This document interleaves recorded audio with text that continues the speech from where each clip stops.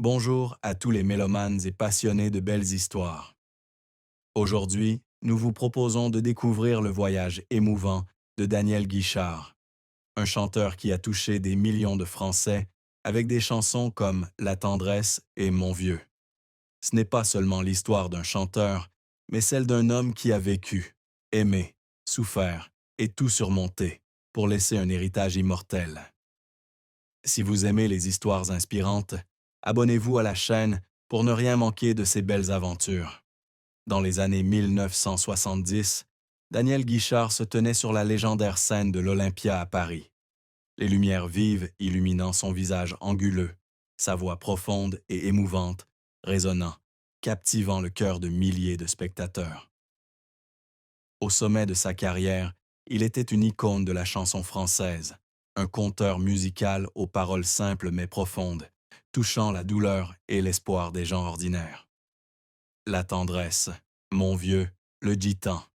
Ces chansons n'étaient là pas que de la musique, mais le souffle d'une génération, la voix des travailleurs, des rêveurs et des âmes en peine. Daniel, avec ses cheveux d'un noir de jais, son regard perçant et sa voix déchirante, devint une flamme qui illumina les recoins sombres de la société française. Mais l'aura de la scène, tel un feu ardent, dissimulait souvent une profonde obscurité. Derrière son sourire et ses mélodies touchantes, Daniel Guichard portait en lui des blessures éternelles, des secrets que le public ignorait. La célébrité, telle une arme à double tranchant, l'a porté au sommet, mais l'a aussi entraîné dans des tempêtes incontrôlables. Qu'est-il réellement arrivé à celui qui faisait autrefois vibrer la France à chacun de ses mots? Qu'est-il arrivé, à un moment donné, à presque disparaître des projecteurs, laissant ses fans sans réponse? Daniel Guichard est né le 21 novembre 1948, au cœur du quartier vibrant mais pauvre des Halles à Paris. Son père, Henri Guichard, soudeur breton, avait la force de caractère du Grand Ouest. Sa mère, d'origine russe, polonaise et ukrainienne, était une femme forte, mais mystérieuse, qui racontait à Daniel des histoires de contrées lointaines qu'elle n'avait jamais foulées. La vie n'était pas facile pour la famille Guichard. Ils vivaient dans un appartement exigu, où l'odeur de moisi des vieux murs se mêlait au bruit du marché des Halles, où les commerçants criaient du petit matin jusqu'à tard le soir. Lorsque Daniel avait 15 ans, un événement bouleversa sa vie. Son père décéda subitement d'une crise cardiaque. Cette perte fut non seulement un choc psychologique, mais plongea aussi la famille dans la pauvreté. Sa mère, malgré son chagrin, dut élever seule 4 enfants, Daniel étant le cadet.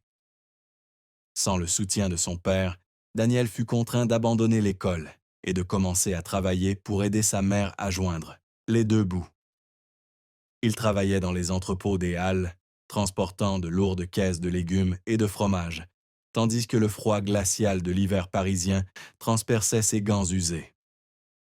Les longues journées de dur labeur, les mains calleuses et le dos douloureux, apprirent à Daniel que la vie était un combat acharné.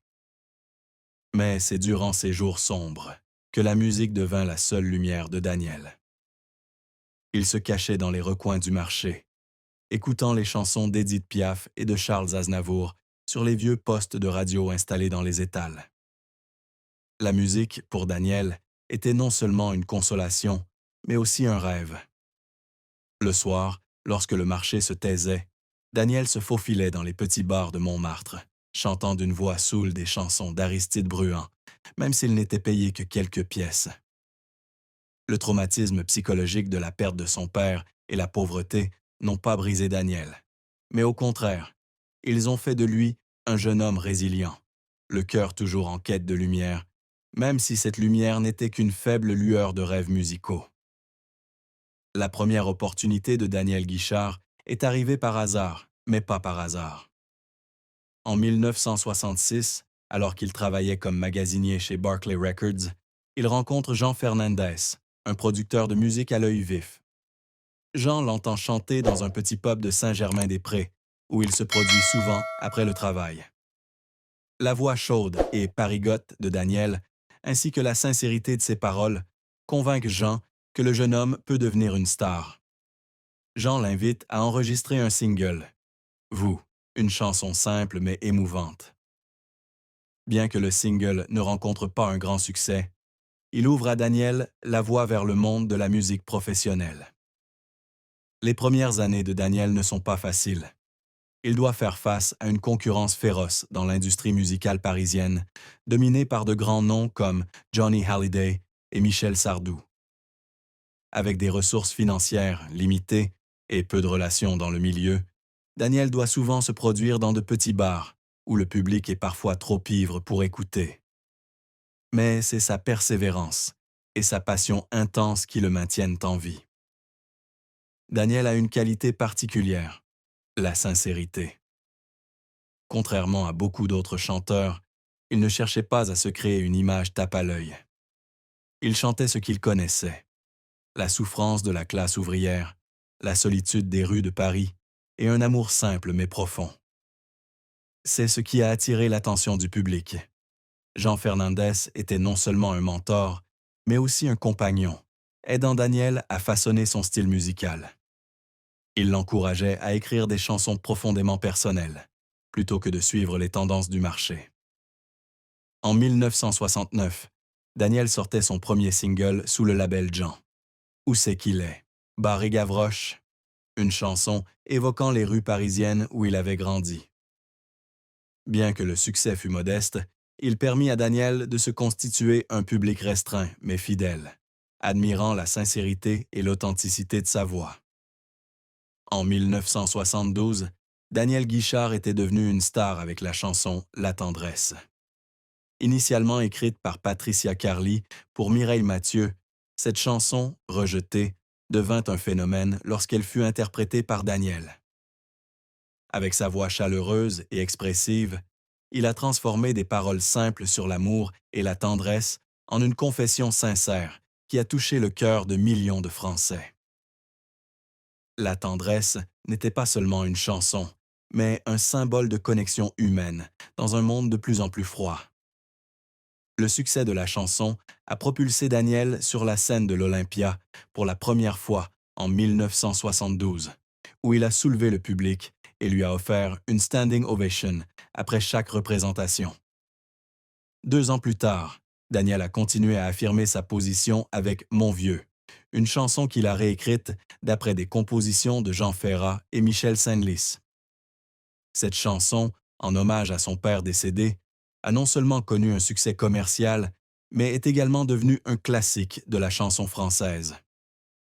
Avec Mon vieux, Daniel a non seulement chanté sa douleur personnelle, mais a aussi parlé au nom des enfants qui ont perdu leur père, des travailleurs ordinaires qui n'ont jamais été honorés. Sa voix, à la fois puissante et douloureuse, était comme un couteau transperçant le cœur du public, le faisant pleurer et sourire à la fois en se souvenant de leurs proches. Ce qui différenciait Daniel Guichard, c'était sa sincérité et sa proximité. Il n'essayait jamais d'être une star tape à l'œil. Il portait des vêtements simples, généralement des chemises et des jeans, et son style de performance était dénué de mouvements ostentatoires. Au contraire, il se tenait fermement sur scène, le regard fixé sur le public, comme s'il s'adressait directement à chacun. Il était également connu pour son éthique de travail rigoureuse, déclinant systématiquement les invitations à des événements qui ne faisaient que renforcer sa réputation. Des chansons comme Chanson pour Anna, sur Anne Frank, ou Le Gitan, sur la liberté et la fierté des nomades, montraient que Daniel n'était pas seulement un chanteur, mais aussi un conteur au grand cœur. Tout au long des années 1970 et 1980, Daniel a continué à sortir des albums et à donner des concerts dans toute la France. Il est devenu une icône pour la classe ouvrière, qui se reconnaissait dans ses paroles. Des petits bars de Montmartre à la scène de l'Olympia, Daniel a fait rayonner sa musique aux 4 coins de la France, et même de l'Europe. Son influence ne se limite pas aux chiffres de vente, mais à la façon dont il inspire son public à être fidèle à ses sentiments, à aimer et à apprécier les choses simples de la vie. Même au sommet de sa carrière, Daniel Guichard n'était pas à l'abri des conflits et des turbulences. Dans les années 1980, l'industrie musicale française a commencé à se transformer, avec l'émergence de nouveaux genres comme la pop et le rock. Son style de chanson traditionnelle, bien que toujours populaire, a commencé à être considéré comme démodé par certains critiques et animateurs de télévision. Il se sentait marginalisé, contraint d'adapter son style au nouveau goût. Mais Daniel, avec sa nature déterminée et son amour-propre, refusait de suivre les modes. « Je ne suis pas une marionnette qu'on tire par les ficelles », a-t-il déclaré un jour lors d'une interview, la voix pleine de détermination. Les plus grands conflits de Daniel ne provenaient pas seulement de l'industrie, mais aussi de l'intérieur. En 1983, il a suscité la controverse lors d'une manifestation organisée par le Front National, un parti politique d'extrême droite en France. Bien que Daniel ait insisté sur le fait qu'il ne soutenait aucun parti politique et qu'il se produisait uniquement pour faire découvrir la musique à son public, cette action lui a valu le mépris des médias.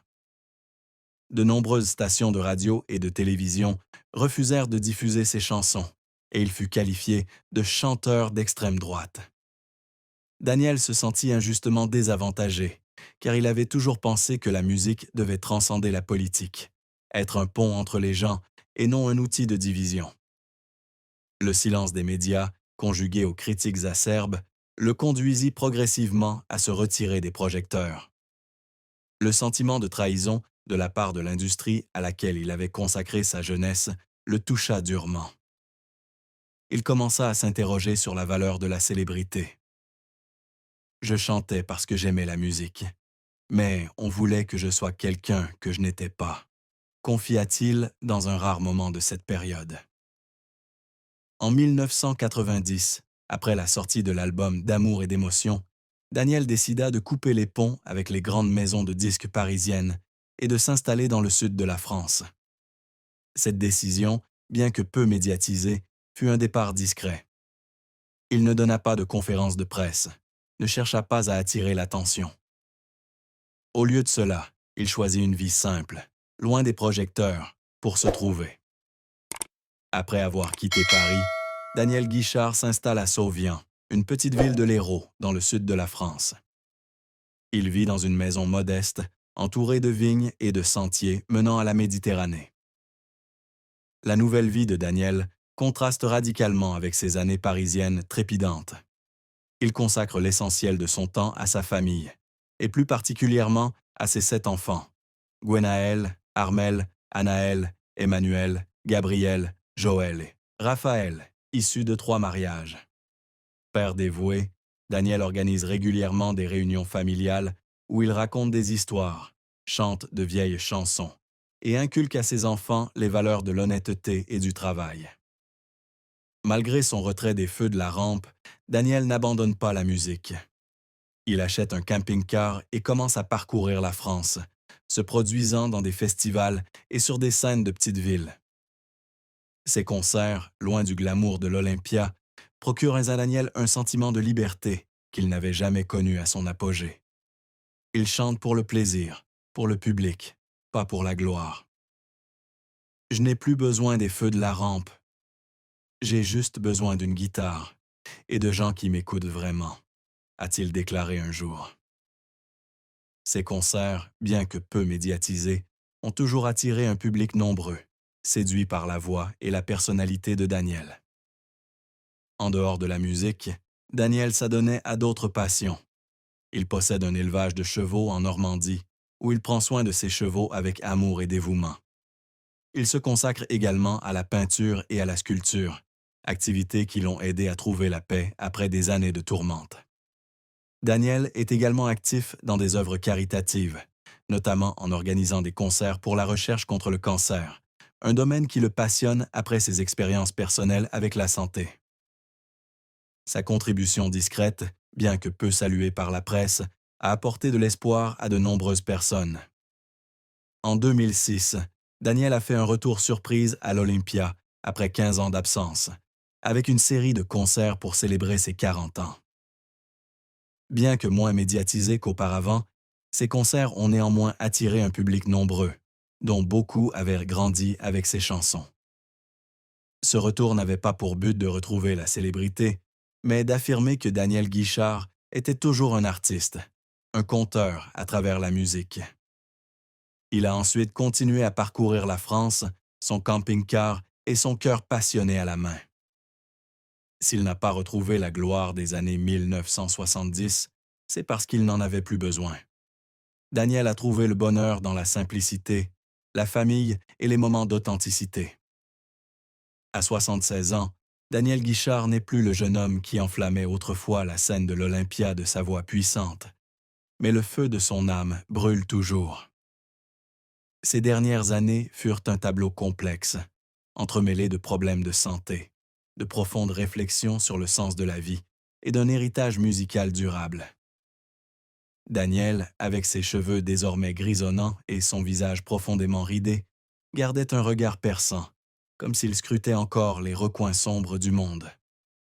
Mais derrière cette apparence forte se cachait un homme qui avait connu beaucoup de souffrances, tant physiques que mentales, et qui avait appris à affronter la fragilité de la vie. La santé de Daniel a commencé à décliner dans les années 2010, lorsqu'il a dû faire face à une série de problèmes cardiaques.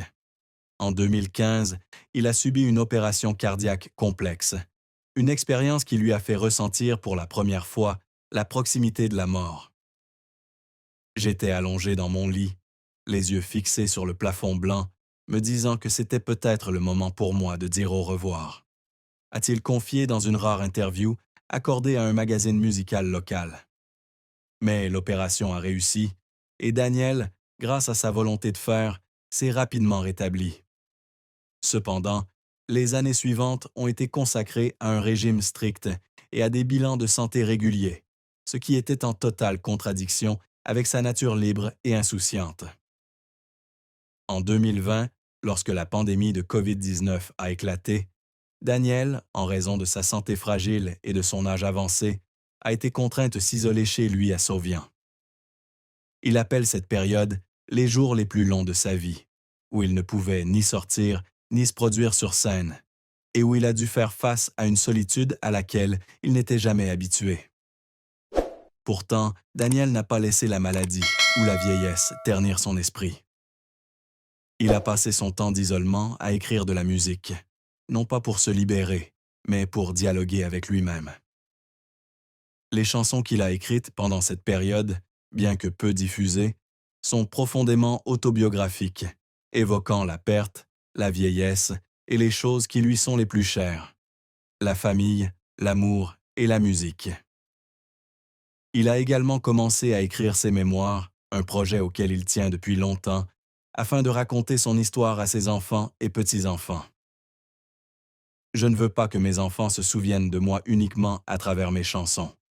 Je veux qu'ils sachent comment j'ai vécu, comment j'ai aimé et où j'ai fait des erreurs, dit-il d'une voix douce mais déterminée. L'oubli public, que craignent de nombreux artistes, ne préoccupe pas Daniel. Il a déclaré qu'il n'avait pas besoin que le monde se souvienne de lui, tant que ceux qui l'aiment écoutent encore ses chansons. Pourtant, la réaction du public à Daniel dans ces dernières années a été un mélange d'émotions et de regrets. Ses fans fidèles, qui ont grandi avec La Tendresse et Mon Vieux, organisent encore de petites réunions en son honneur, racontant comment sa musique a changé leur vie. Certains publics plus jeunes, en revanche, semblent ne plus connaître son nom, un fait que Daniel accepte avec sérénité. Le monde change, et je ne peux pas l'arrêter pour moi, dit-il avec un léger sourire. L'héritage de Daniel Guichard ne réside pas seulement dans ses chansons intemporelles, mais aussi dans sa façon de vivre, honnête, résiliente et toujours croyante en l'humanité. Il laisse derrière lui un héritage musical, composé de dizaines d'albums, de centaines de chansons et de millions de cœurs touchés.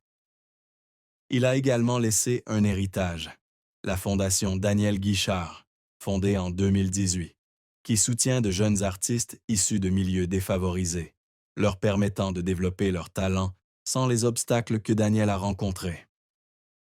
Il a également laissé derrière lui un élevage de chevaux en Normandie, que ses enfants continuent d'entretenir pour préserver sa mémoire. Le plus bel héritage de Daniel et peut-être une leçon d'authenticité.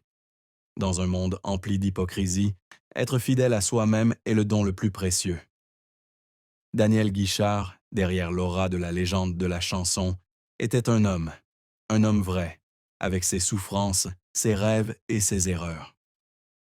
Ce n'était pas une star parfaite, ni quelqu'un qui gagnait toujours contre vent et marée.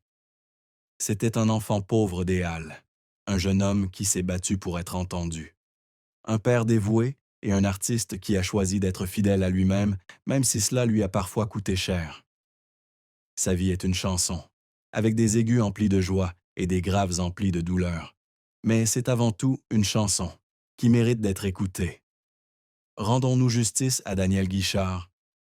L'associons-nous trop vite à la controverse politique ou oublions-nous ses contributions parce que les temps ont changé? Peut-être que ce que Daniel veut nous apprendre, ce n'est pas comment devenir une star, mais comment vivre avec un cœur ouvert, aimer les choses simples et ne jamais abandonner ses rêves. Prenez un moment pour réécouter La tendresse ou Mon vieux et réfléchissez à ce qui compte vraiment dans la vie. Abonnez-vous, sonnez et partagez cette histoire pour perpétuer l'héritage de Daniel Guichard. Vivez comme il l'a fait, de tout votre cœur et sans regret. Cœur et sans regret. Cœur et sans regret.